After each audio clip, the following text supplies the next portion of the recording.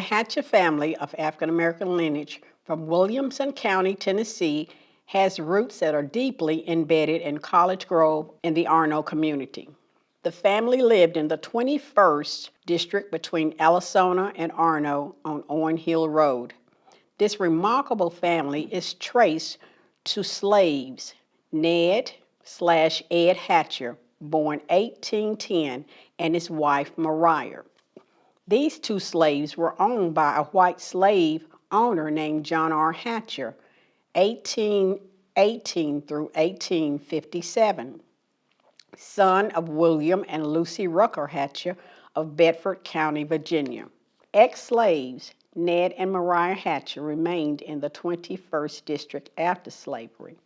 Ned and Mariah were the parents of 9 children: Martha Jane, Almeda, Sam, Winnie, Meredith, Isham, Alice, Jacob, and Susan. The most widely known of Ned and Mariah's descendants is their son Meredith Hatcher, 1854 through 1862-1944, and his wife Rose Moss Hatcher. Their children was Charlie, Andrew, John, James, which is Jimmy, Marvin Sr., Clarence, Simon, Susan, Jane, and Sam. Meredith Hatcher's second wife was Viney Starnes Reams Hatcher. The 2 stepchildren were Minerva Reams and her brother Jesse Reams. Meredith Hatcher's grandson, Jasper G. Hatcher Sr., relates these memories of his grandfather. He was a good-hearted man, hard-working man. If he had $1, he would save half of it. He was very tight, but he was, though, a man you could love and you could work with.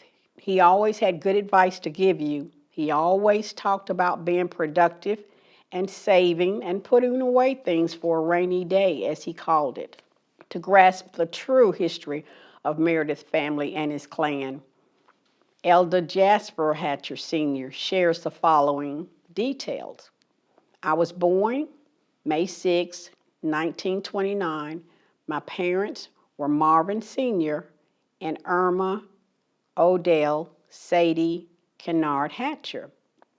My parents owned their own farm where I was born. They had 13 children: James, Layuna, Winnie, Jessie Mae, Willie Urine, Earlene, Jasper Sr., Maldine, Esther Lee, Lawrence Buford, Elliot, Lorenza, and Marvin Jr. I was born on a 183-acre farm, a family farm owned by 3 brothers, Marvin Sr., Charlie, and Jimmy Hatcher. At the time my grandfather, Meredith Hatcher, bought the farm, it was unusual for blacks to own their own farm. A lot of blacks had bought farms, but at that time, it was very unusual. Because at the time this farm was bought, there was 183 acres in the farm. And back in 1920, the price of that was $25,000. So it was very unusual for blacks to be able to purchase that much land and borrow that much money to purchase the farm. The Hatcher family represents a strong industrial alliance and continuously maintain family land, values, love, and service to community, state, and country. Hello, my name is Anita Jones, and I'm here to share my family history. My grandfather was Jimmy Ab Hatcher, and his wife was Alice Hatcher.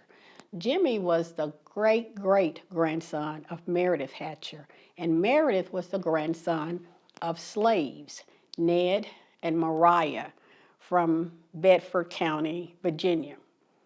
They were once owned by Major John R. Hatcher. They moved to Nashville, to the Williamson County, Franklin, Arno area, and this is where they lived. When they were no longer slaves, they lived in Bethesda, and they were able to buy property. My great-great-grandfather Meredith purchased 183 acres at that time for $25,000. And at that time, that was rare back in 1920 because a lot of blacks could not afford to purchase land at that price and pay for it, but they did. And so it was a wonderful blessing for us. This was a place where Alice and Jimmy raised their families, and many of them lived there until they passed away. You all have already captured Franklin. American Historical Society has already captured our stories. They dug into our history. They did the hard part of digging out our history and sharing those things with us that we didn't even know about our family. And it's been life-changing for us. It was almost as if they had reached into the past and brought it up into our present. And that's helping us to go forward into the future. I want to acknowledge today and to thank so much the African American Historical Society, Mrs. Alma McLemore and Thelma Battle, Mrs. Marcy Frazier, all of those at the library that worked so diligent on our story. We have a big family, and it was really a challenge for them. And we honor them for taking on the challenge. And even when it got tough, they didn't give up. They dug their heels in, and they made it work. And after the display was on, we were so proud of it. It was beautiful. It helped us to reconnect back to our family, and we needed that. The theme of that event was called Remembering the Times. And they gave us just that opportunity to remember the times. And in doing that, it made us look back over who was our ancestors, and who were they, why did they do what they did, how did they do it. And in doing that, it helps us to look at ourselves and know that what was in them is also in us. And it helps us to have a vision of what our future could look like. They were hard workers. They were godly people that loved God. And I truly believe they did the will of God for their lives because they loved God, they loved their families, and they loved their neighbors. They were always good about reaching out to their neighbors. And maybe during that time, maybe you had to do that in order to survive. But I remember if your neighbor needed a barn built, they would all come together. It might be 5 or 6 families would just go together one weekend or two, build that barn or kill that cow and put the meat up or whatever, but they reached out as family, and everyone was welcome in your home. I remember even carrying friends to my grandmother's house, but they were never treated like strangers. They were always welcome, and they made the farm a great place where everybody wanted to be. But even after the African American Historical Society was finished with our project, they even took it a step further, and they called the newspaper, the Williamson County Herald. And Miss Carolyn Robinson came to our house and did the interview. She wrote a beautiful story. And then you all showed up and you wanted to do this interview. So again, you gave us another platform to share our much beloved family with. And I'm just here today to thank you all, to thank all of you for what it's meant to us. And I know that you all do this every day. And to you, it's just a job. But to us, it meant so much more. And we're proud of our family's history. We're very grateful that Williamson County has allowed the African American Historical Society to be there and to tell those stories because they are so needed. And so from the bottom of our hearts today, we say thank you to all of you.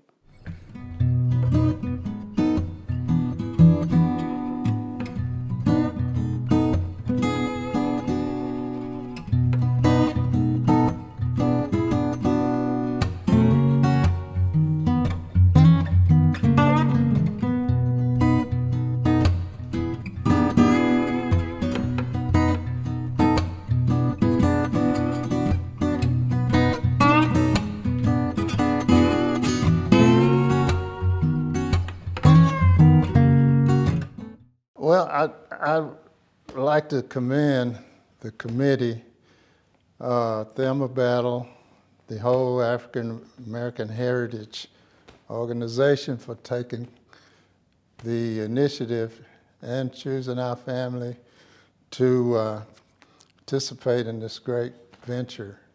And we are honored, to say the least. I had two sisters that was actively involved with it, Regina and Gwendolyn. Their last names are Hatcher, but they're married, Dorsey and Anderson.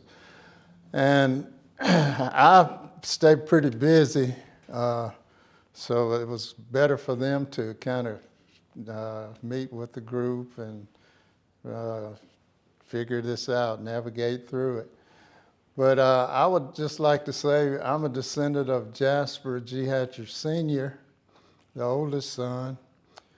And what I'd like to reflect on basically is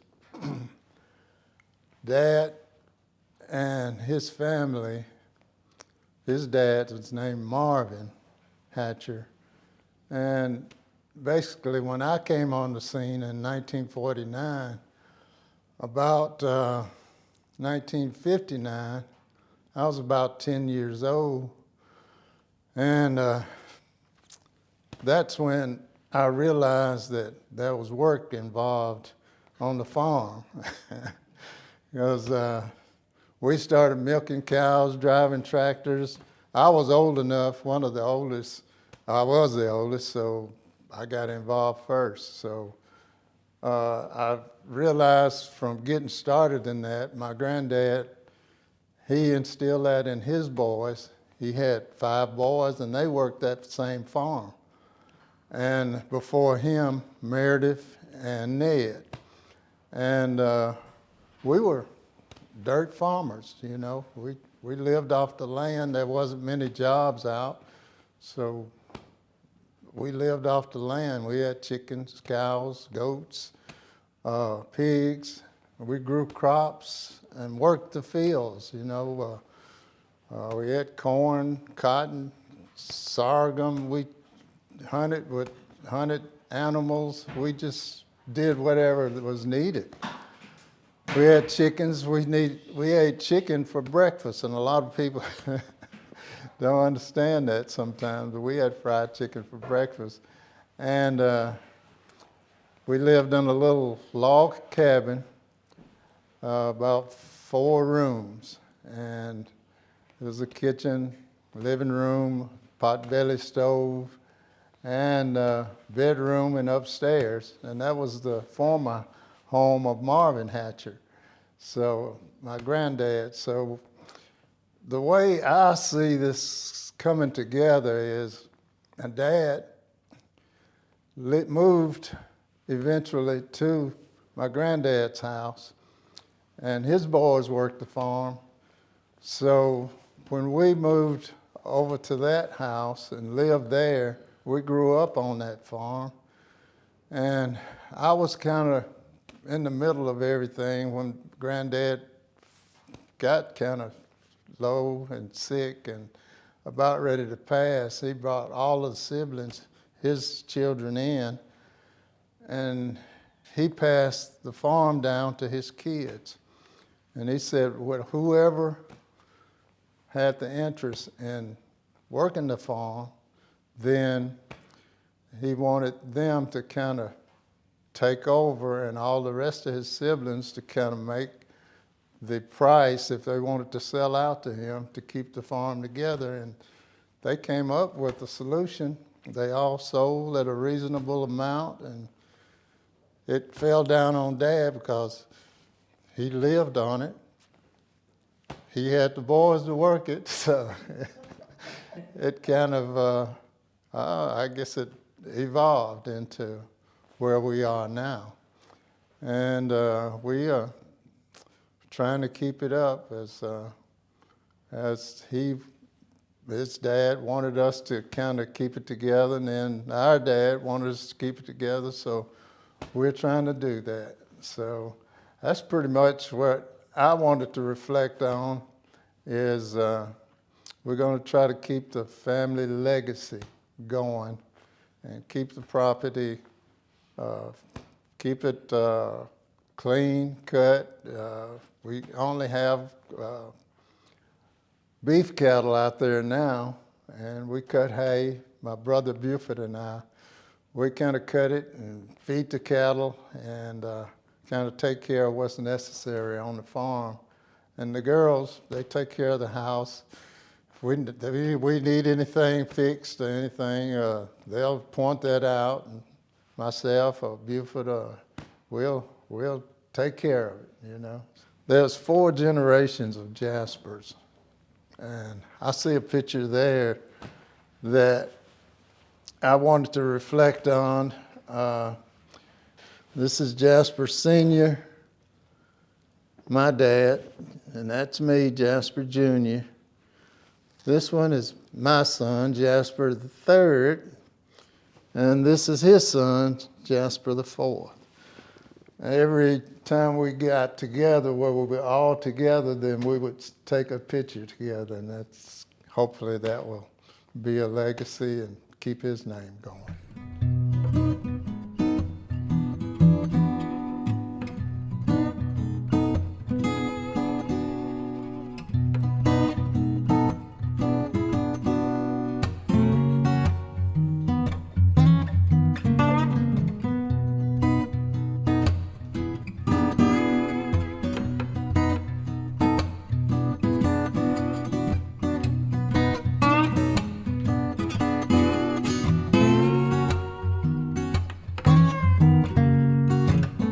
I am the 7th child of Jasper and Thelma Hatcher, and my mom's Thelma Thomas Hatcher. And I'd just like to reflect on growing up on our farm in College Grove. When we were coming up, it was Route 1, Box 72, and now it's 6721 College on Hill Road. I just love growing up on the farm. My fondest memory is walking over to my grandmama and granddaddy's house, Marvin P. Hatcher Sr. and Sadie Hatcher, walking over to their house through the woods. I like to pick blackberries. So when I would go through the woods, I would carry my blackberry pails with me around May or so, and I would pick blackberries. But if I spotted a snake, I left the blackberries there and ran home. And Dad, Jasper Hatcher Sr., would have to go back and find out where I was and go get my blackberries from up on the hill. But walking through the woods where the cows had laid that path, that was my path over to my grandparents' house. And I enjoyed that part of my childhood. I would get up early in the mornings. I also drove the tractor for my brothers when they were hauling hay. And I was kind of a tomboy. And I liked to be around the guys and drive tractors and just be around them having fun, playing around. But I think that kind of got me in trouble because I would drive the tractor when they would plant tobacco and hauling hay. So I kind of was in the mix a little bit. My favorite thing here in the library with the portraits was working with Thelma Battle in helping to get all this together. It was interesting. I was a little intimidated at first, but working with Marcia and Thelma Battle, with my sister Gwen and some of our other cousins, made this process very good and very informative for us.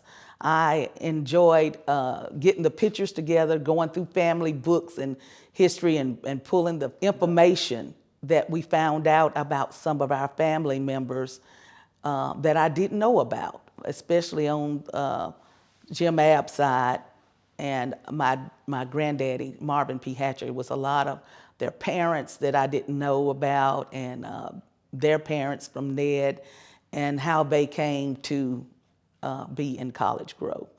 I just would like to say that I enjoyed everything, the whole process, and then having this whole thing together was just beautiful. And then having our families come together and see the finished product was just great.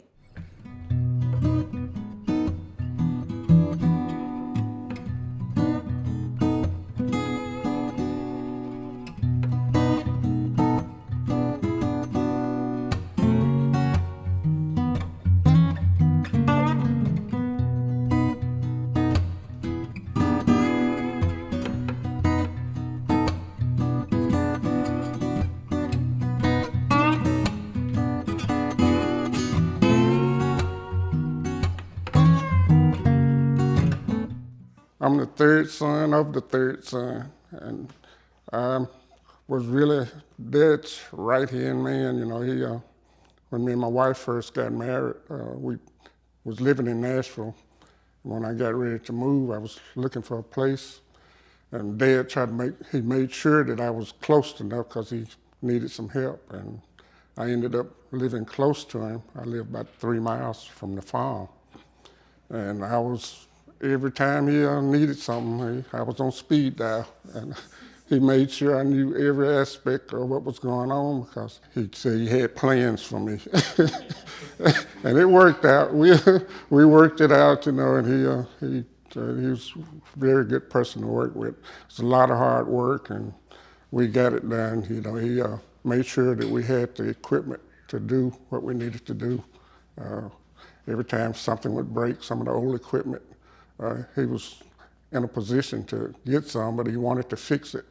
And he said, you want to fix it? I said, no, I'll get a new one because I knew it was going to be problems with it breaking down again. And he made sure that we got all the equipment we need to continue with the farm. And that's what we do now. Me and my brother Jasper, we take care of all the cutting the hay, baling, raise a few turnip greens, and do a little everything that comes up. We usually take care of it. We work on a lot of equipment. If it breaks down, we figure out how to work and get it going. So it works out really good. We still trying to keep it going. And my dad, he was such a good person. He had a great sense of humor.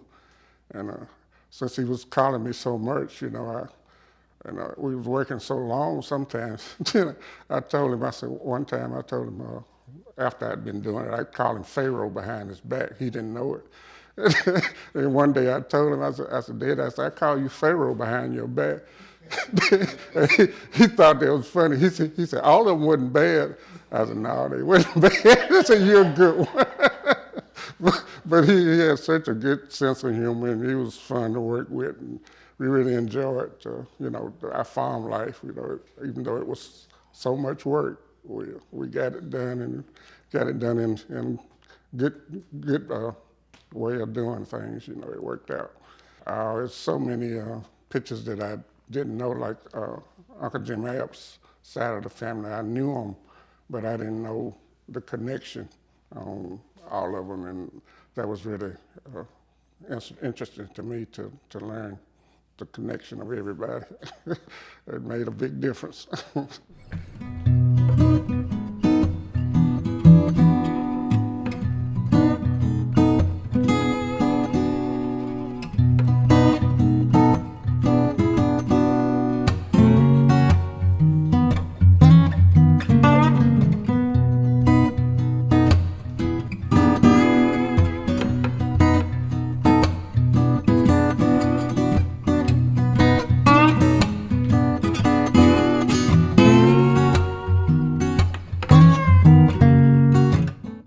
I am the fourth child and the first daughter of Jasper Hatcher Sr.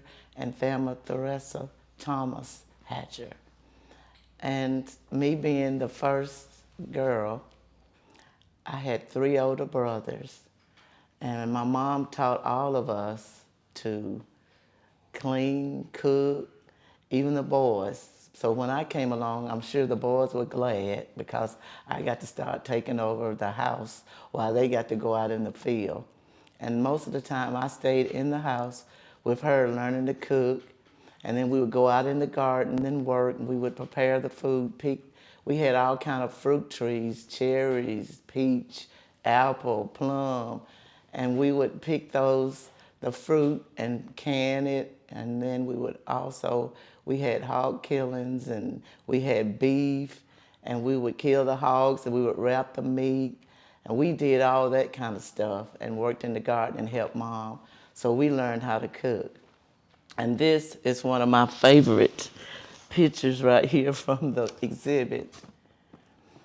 That's my oldest brother Jasper, and my brother Buford, my brother Nate. That's me, my brother Ricky and Gwen.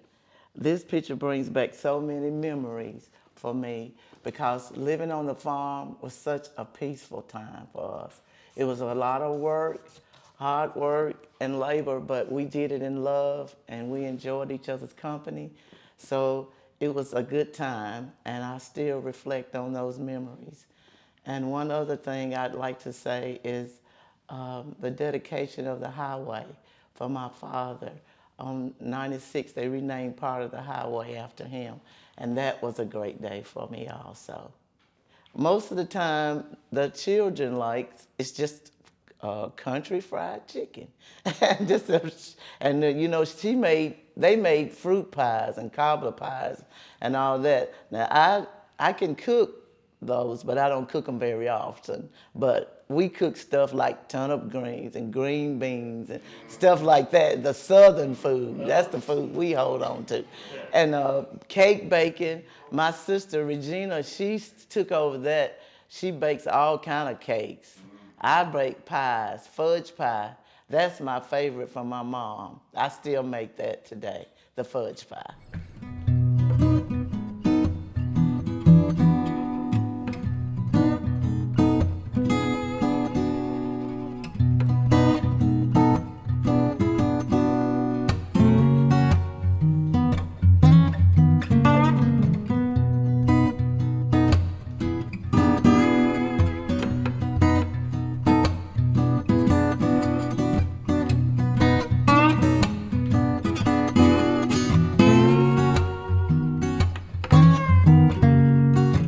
I'm second born child of Jasper G. Hatcher and Thelma Thomas Hatcher, and I grew up on that farm with the rest of my brothers and sisters and my cousins and all those that lived around in the valley. We were pretty popular, so we had neighbors around all the time too. We grew up as young working farmers, really.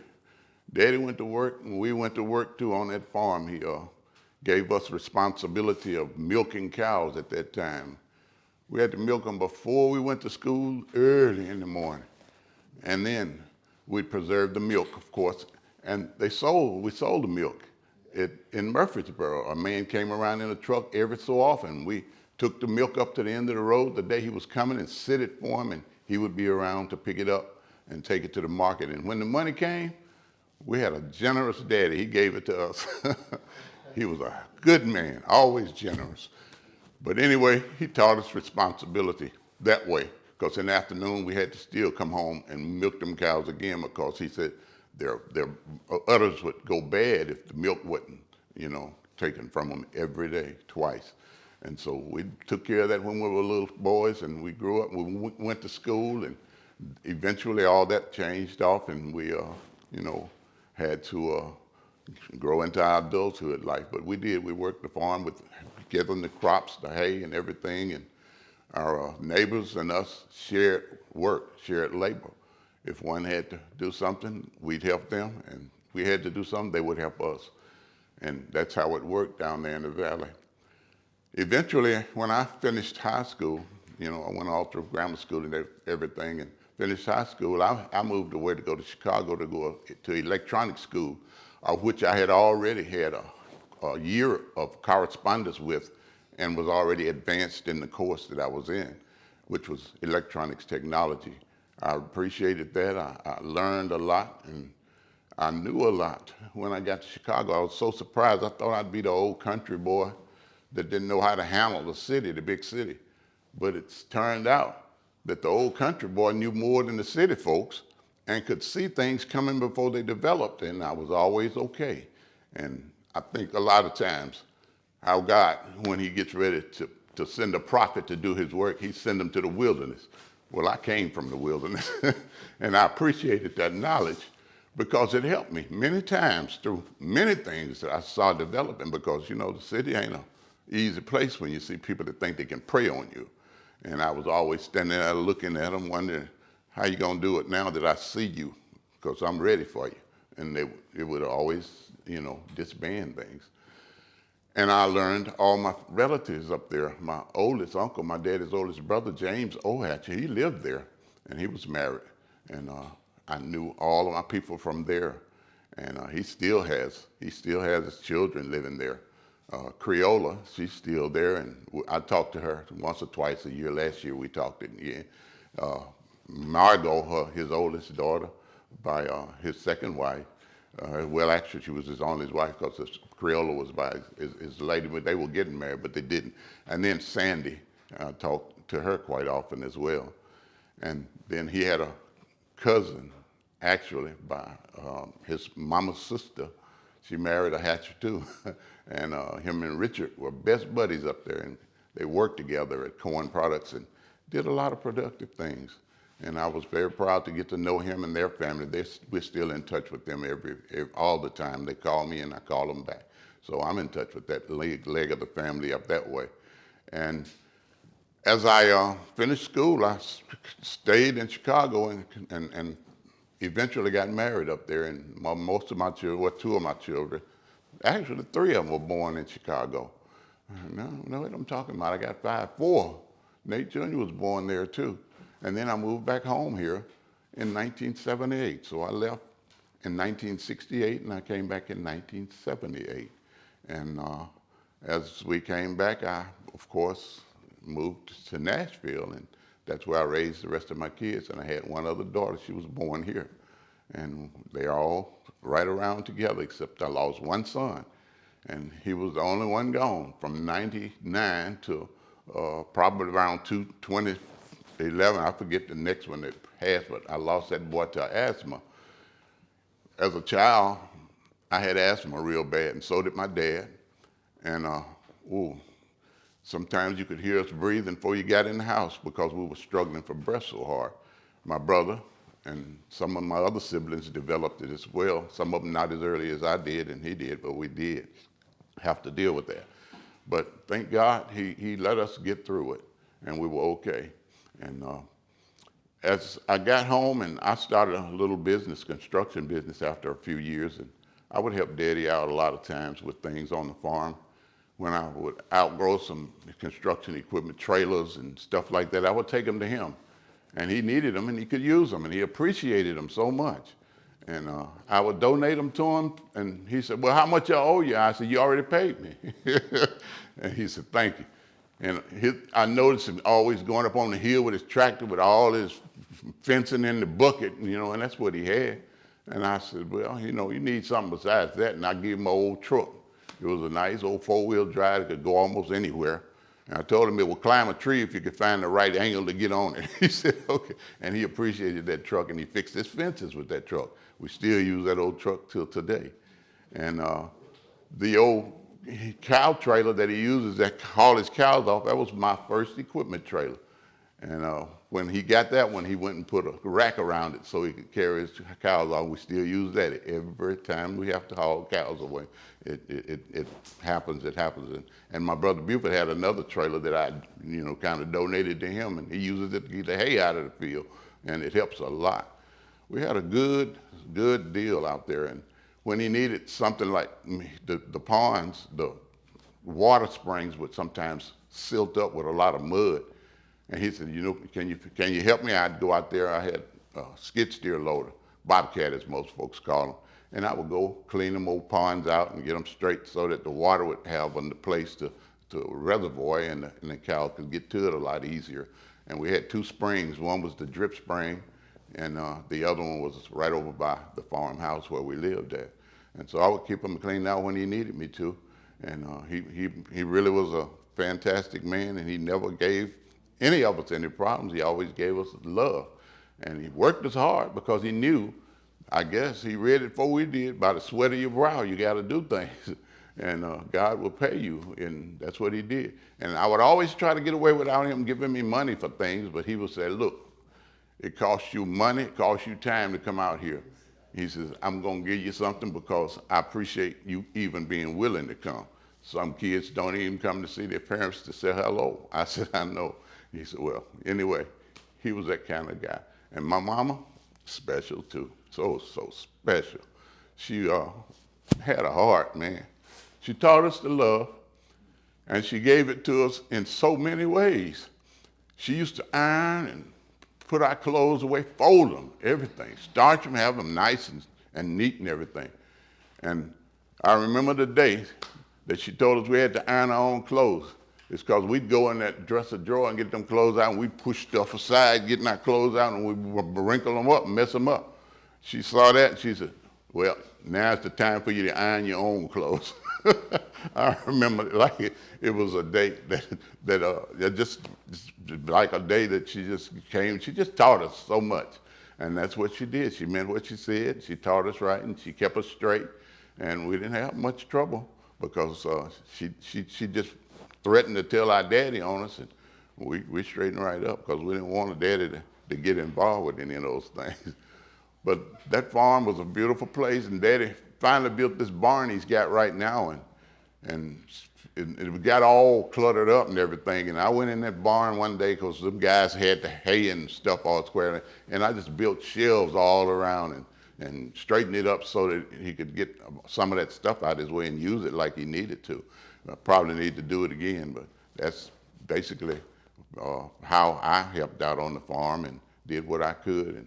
And I helped him clean it out one time. He had some old equipment, organs that people had donated to him for his new church he was about to build. And nobody was doing anything with them. They were in the way, and I just said, hey, can I take care of them for you? He said, yeah. And so I went out there and I did things like that for him. And I enjoyed doing it, still enjoy doing it. I still enjoy the farm. Plan on moving out there, just a matter of getting enough to take care of what I want to do without going to the bank. I don't want to borrow nobody's money no more in my life, I hope. But if I have to, I will. But that was the big deal. That I enjoyed this whole display of pictures and everything that was compiled by all the beautiful hands that had a hand in it. It was really a nice thing.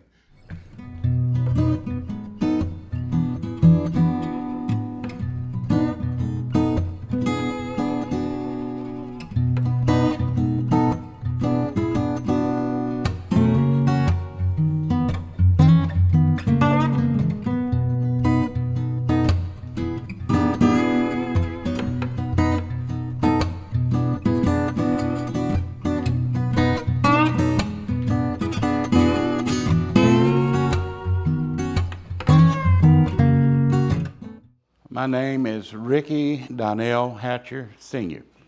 I'm the sixth child to Jasper G. Hatcher, Sr. and Thelma Theresa Thomas Hatcher. My fondest memories growing up was as a child. I loved my daddy so much. Whenever he would go anywhere on that farm, I always wanted to be with him. So from the time I was walking, I was trying to follow Daddy around. Just to, I couldn't do much, but just to help him in whatever way I could. He taught me a lot as a child growing up. My first experience driving, I didn't have the legs length, to reach the pedals, but he used to set me between his legs and let me think I was driving.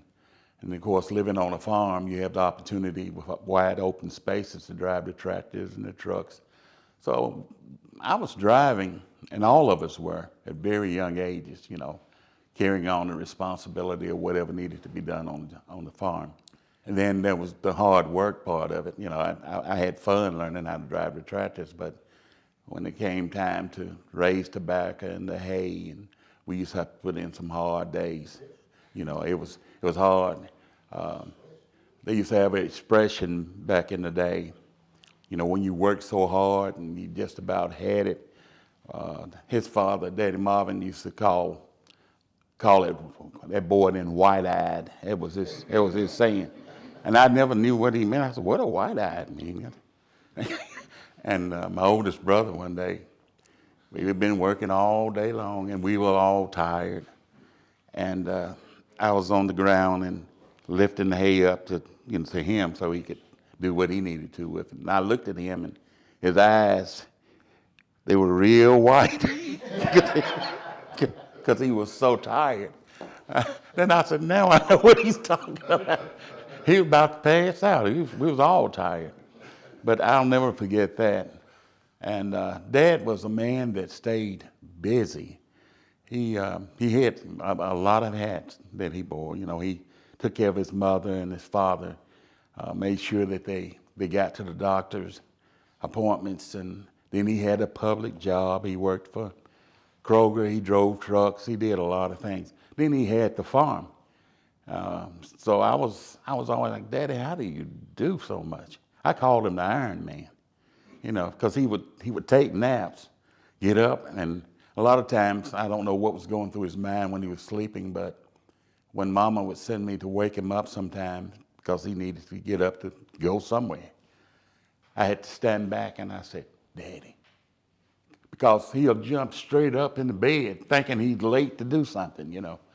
So he preached, he visited the sick, he did everything that was necessary in that community. Everybody knew him.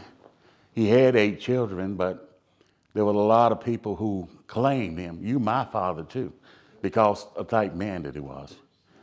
So I commend him because he was a general. He knew how to delegate work out to us to help himself. So he didn't have to do it all himself.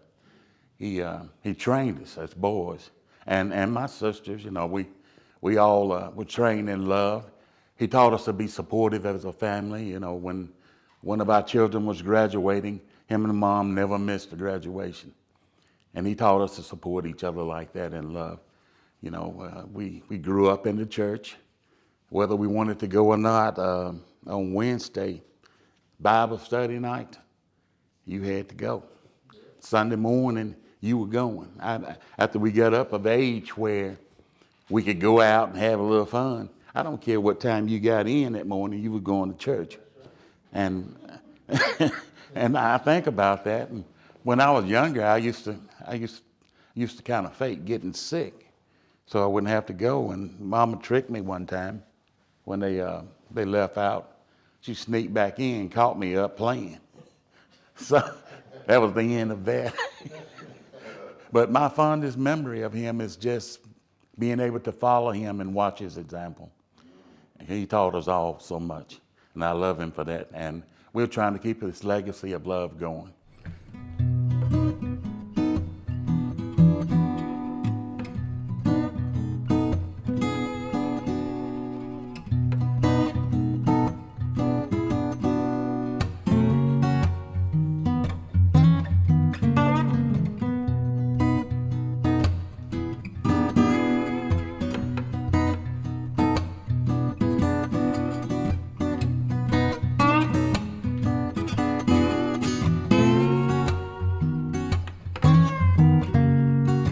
I'm the last of the bunch.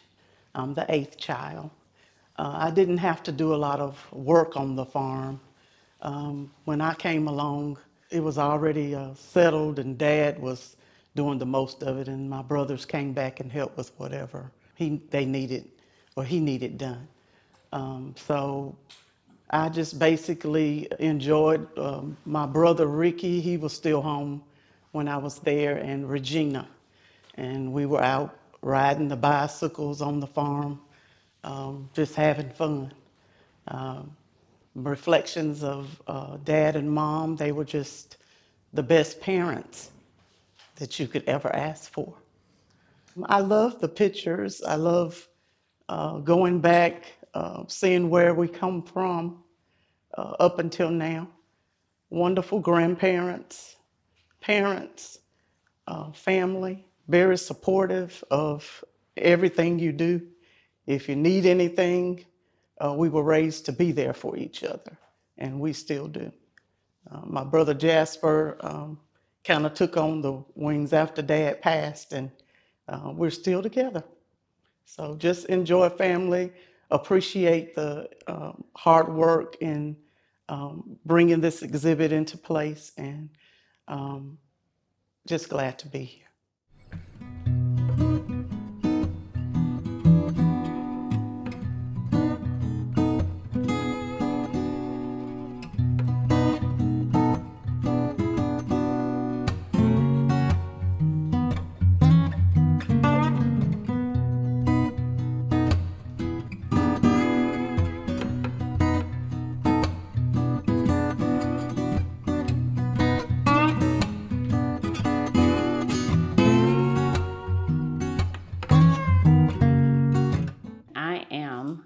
the daughter of William Hatcher, who's the son of Jimmy Abe Hatcher, who's the son of Meredith Hatcher, who's the son of Ned Hatcher. So we go all the way back to Ned Hatcher. I'm glad to be here and to be able to see all of the work that has gone into preserving all of these pictures. They mean so much to me. I think a lot about doing genealogy work. I've already worked on this side of the Hatcher as well. I already have a book of the Hatcher genealogy. And it means so much to me because I'm a member of the Church of Jesus Christ of Latter-day Saints, and we are big on genealogy because we take these names and people to the temple and do temple work.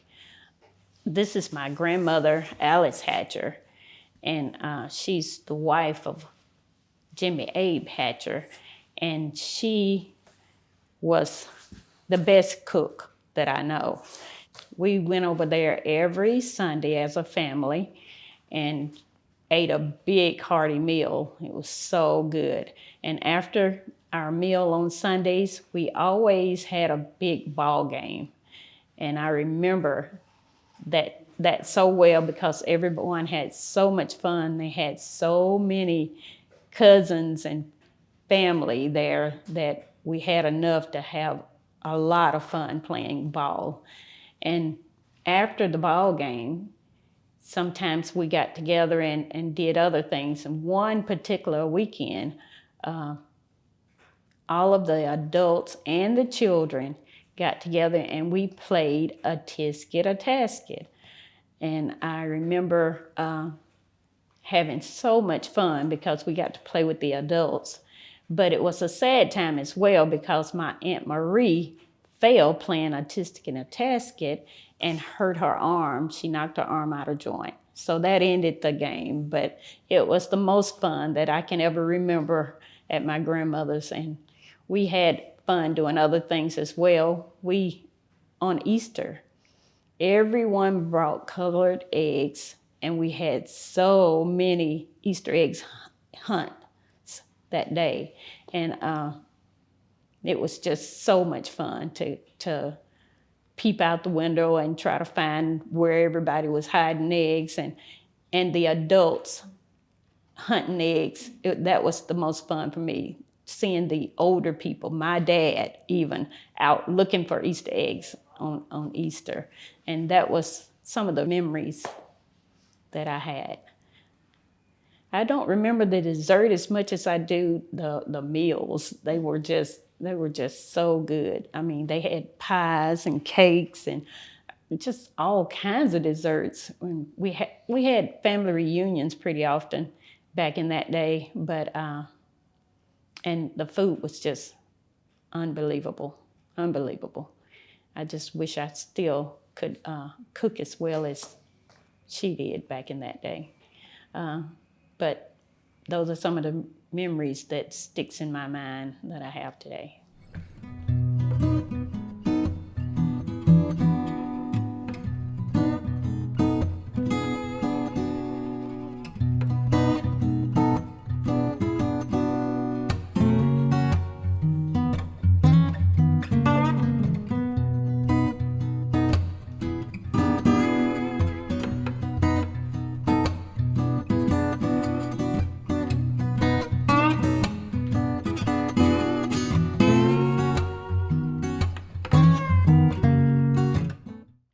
My dad was William Hatcher, and this is his mother, Alice Hatcher, and his dad, Kate. And I'm one of the younger ones, so I really don't remember a whole lot, but I remember we used to live in College Grove over the track, and we used to go over to my grandmother's just like every weekend, and I just couldn't wait. I loved to spend the night. I would go spend the night over there with my grandmother and my cousin Sandra and Aunt Marie, who is the oldest living right now. So we would go over there. I would go over there and spend the night, but we still had our chores that we had to do. We still had to feed the chickens. We had to draw the well water to wash the dishes. And I was always the one want to get people in trouble, get them in trouble. And I would say, well, let's don't draw the water right now. Let's go up to Jasper's and grab Regina and Gail and play basketball. So we went up there and we was playing basketball. And then the sun then went down. We was like, oh, we gotta go. We supposed to be down there drawing water and washing them dishes. As soon as we got in the house, Grandmama said, where y'all been? And she said, go on out there and get you a switch and don't come back with a little one either.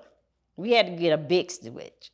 And then I'd be like, I ain't coming back over here to spend the night with y'all no more. But I was crying the very next week to come right back over there and spend the night because, oh, we used to have so much fun.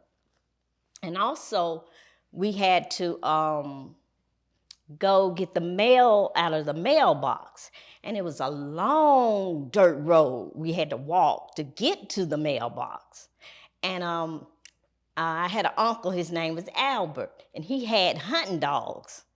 And they would be back there following us to the mailbox. And, you know, I don't go over there all the time, so I want to do everything. I said, I get the mail out of the mailbox. You know, I do that. So I got the mail out of the mailbox, ran back across the road, and we headed back to the house. And Uncle Albert's dogs went off in the woods doing something. And they come running back, and that dog had a snake in his mouth, and he was just shaking his head and running after us with that snake. And I just threw that mail in, threw the mail, and we ran back to the house. And I turned around and looked back, the dog still following us with the snake in his mouth, just shaking his head. And we ran, and we just fell in the house. And Grandmama said, what is wrong with y'all? And we trying to tell her what to do, what happened. And she was like, well, where's the mail? And we said, it's back there. And she was like, y'all better get back there and get that mail. And I looked at Sandra like, is she serious? You know, like, oh. She said, yeah.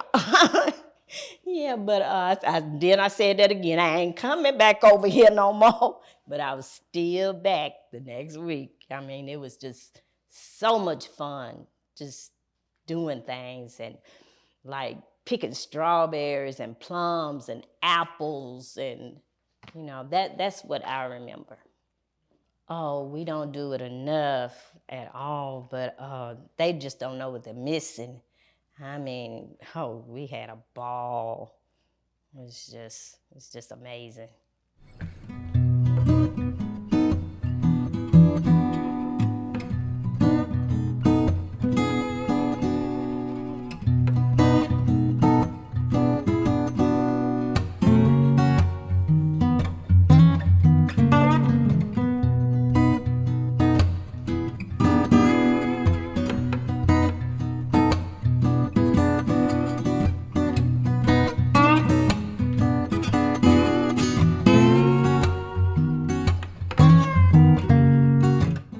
I'm the wife of Lawrence Buford Hatcher, and this is a picture of my aunt Eunice Hatcher, and she used to witch for whales, and my husband and I bought a home out in College Grove, and there was no running water there, so what we did was we went and picked her up, brought her to our house, and she was witching for a whale, and what she did was she broke off. She had these limbs. She had it cut into like a fork, and then the long part was down like this. So she would walk around with that in her hand, and any place that she found water, the limb would start going down, and she could even count the number of feet it was down to the water by the boughs on that limb. So she did that a couple of times around on the property, and so she found water there, and she was telling us the first stream that she found was only about 10 feet down. They only had to dig that far down. And then she found another stream, and she said, I can tie these two streams together. And so what she did was she walked around, kept walking around, and she told us that one stream was going up and down this way, the other stream was coming in from the side. So she walked around, and she tied those two streams together. And she told us, she said, you'll never run out of water. And we haven't. We've been there for 50 years. So she, she tied all that water together, and we've never, and it's like it was springs. It was spring water. So it's really good spring water. So we use it for everything. We use it for everything that we have. And a lot of times people around us that had the city water, sometimes their water was off, but we always had water, and people come to us and get water from us. I really don't know how she even knew she could do that, but she did it well. I mean, we weren't the only ones. She did it for a lot of people. So anybody that got a well, I don't know how many other people have one, but I know that we do, and we've never had problems with the water. Not even, like sometimes the water may get cloudy or something like that. It's never that way. It's always fresh, always cold, like it just came out of it has ice in it or something. It's that good. I love it. It is great. I mean, it's so great for our kids that's coming along now because, sometimes we're so busy. We don't talk, about the family and how far back it goes. And, they have a lot of things going on in their lives now, the phones and all this stuff and texting. But I think it's good that we sit down like this, take the time and, go back because all of us have a history, and we really need to know about it. It's a wonderful thing when you can go back. And as far as this family has gone back, the 1800s, that's really great. So, so this is my Aunt Eunice, and Uncle John Eddie.